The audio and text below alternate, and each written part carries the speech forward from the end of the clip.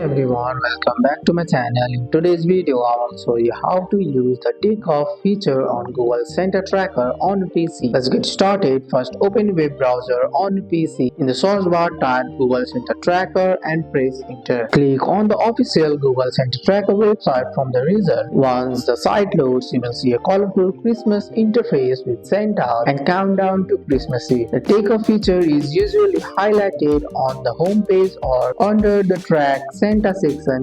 Click on Takeoff to start. When you click it, you will see an animation of Santa taking off into the sky, starting his journey to deliver gifts around the world. This is a visual and interactive feature that shows Santa's leaving the North Pole and beginning his magical flight. You can also see a preview of his route across different countries. This helps you follow Santa's journey as he delivers gifts. Once Santa has taken off, you can continue to track him live the main map or explore fun games and holiday activities on the site while waiting for him. And that's it. You have successfully learned how to use the takeoff feature on Google Center Tracker on PC. That's all for today's video, guys. I hope you guys like this video. If you found this video helpful, drop a like, subscribe for more videos. Thanks for watching. See you in the next one.